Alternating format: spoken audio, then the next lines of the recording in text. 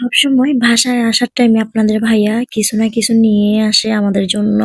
এটা কখনো মিস হয় নাই। আসসালামু আলাইকুম। খাদিজাস ব্লগে আপনাদের সবাইকে স্বাগতম। আশা করি সবাই ভালো আছেন। রীতিমতো আজকেও সে বাসায় পার্সেল নিয়ে আসছে আমাদের জন্য চিকেন পাই আর স্যুপ নিয়ে আসছে। এগুলো কখন কিনে রাখছে আল্লাহ জানে। তো আনতে আনতে অনেক লেট হয়ে গেছে, যার কারণে চিকেন গুলো একটু নরম হয়ে গেছে আর স্যুপটাও অনেকটাই ঠান্ডা হয়ে গেছে। আর স্যুপ দেখে তো আমি বেহুশ, কারণ আমি এই স্যুপটা কখনোই খাই নাই। এটাকে কি স্যুপ বলে আমি অবশ্যই শিওর না।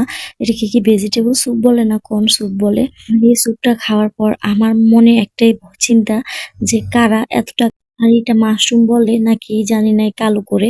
এটা দিয়ে আমরা ছোটবেলায় অনেক খেলাধুলা করতাম, কিন্তু এখন এসে দেখি যে এগুলো খাওয়া হয় মাপার টাইমে সীমানার মধ্যে যে কাপলা গাছগুলো দেয়া হয়, ওই কাপলা গাছগুলোতে এই মাশরুম গুলা হতে আমি দেখছি। আর এগুলো এখন অনেক দামে ঢাকা শহরে বিক্রি হচ্ছে আর খাওয়া হচ্ছে। তো ভাই লাস্ট কথা কি বলবো, আমার রুচিতেই প্রবলেম, যার কারণে আমি খাই নাই। লাস্ট সবগুলাই ফেলে দেওয়া হয়েছে।